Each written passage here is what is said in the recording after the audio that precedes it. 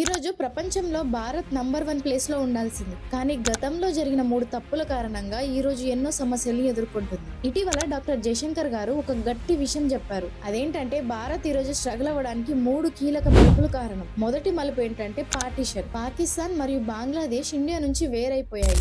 Map మాత్రమే కాదు, మన ట్రేడ్, మన పవర్ కూడా చీలిపోయింది. వెస్ట్ లో సెంట్రల్ ఏషియాతో లింక్ అనేది కట్ అయిపోయింది. ఇకపోతే ఈస్ట్ లో బెంగాల్ తన ప్రపంచ ప్రసిద్ధ టెక్స్టైల్స్ ఇండస్ట్రీని కోల్పోయింది.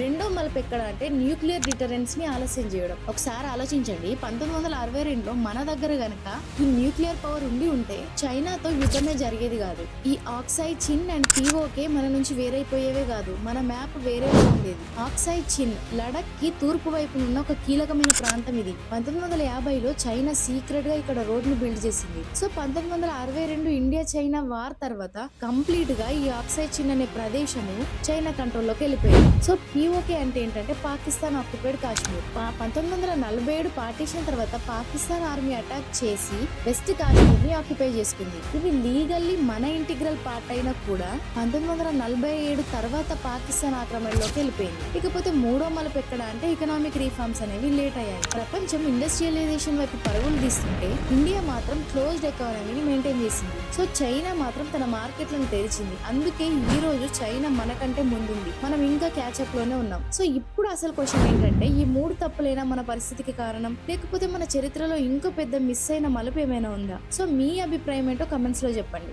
ఈ వీడియో కనుక మీకు నచ్చినట్లయితే please like and share, and మరిన్ని ఇలాంటి ఇన్ఫర్మేటివ్ వీడియోస్ కోసం please subscribe to my channel. Thank you.